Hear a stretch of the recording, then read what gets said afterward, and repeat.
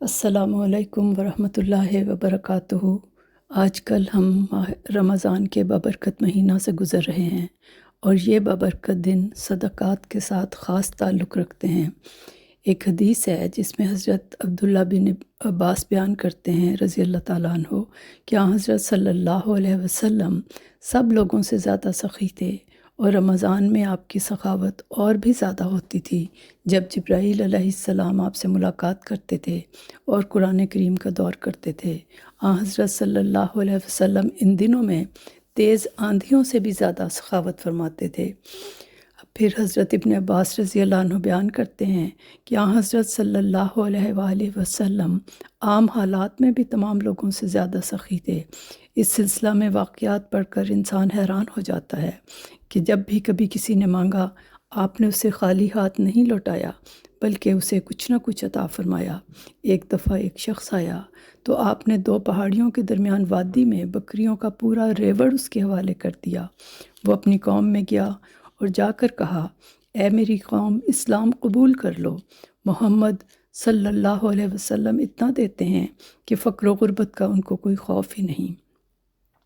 حضرت جابر رضی اللہ عنہ بیان کرتے ہیں کہ جب بھی حضور سے کچھ مانگا گیا یا سوال کیا گیا، آپ نے کبھی بھی جواب میں لا نہیں فرمایا، یعنی نہ کا لفظ آپ کے منہ سے نہیں نکلتا تھا۔ الغرض رمضان میں خدا کی راہ میں خرچ کرنے کا بہت ثواب ہے۔ ایک اور حدیث میں ہے کہ رمضان کے مہینے میں خرچ کرنے میں بخل نہ کیا کرو، بلکہ اپنے نان و نفقہ پر بھی خوشی سے خرچ کیا کرو، کیونکہ اس مہینہ میں تمہارے نان نفقہ کا ثواب بھی خدا کی راہ میں خرچ کرنے کے برابر ہے۔ جامع الصغیر میں ہے، کیونکہ اس خرچ سے بھی انسان سحری اور افطاری کا انتظام کرتا ہے، اس لیے اس کا بھی ثواب رکھا گیا ہے۔ حدیث میں آیا ہے کہ یہ ایک ایسا مہینہ ہے جس میں مومن کا رزق بڑھایا جاتا ہے، اور نفلی صدقہ کرنے والے کو فرض کے برابر ثواب ملتا ہے، اور فرض زکوٰۃ ادا کرنے والے کو 70 فرض ادا کرنے کے برابر ثواب ملتا ہے۔ حضرت انس رضی اللہ عنہ سے روایت ہے ترمذی میں کہ حضرت صلی اللہ علیہ وآلہ وسلم نے فرمایا، سب سے افضل اور بہترین صدقہ وہ ہے جو رمضان میں خیرات کیا جائے۔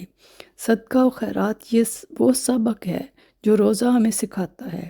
جب انسان خود بھوکا رہتا ہے تو اسے اپنے غریب بھائیوں کی خبرگیری کرنے کی تحریک ہوتی ہے۔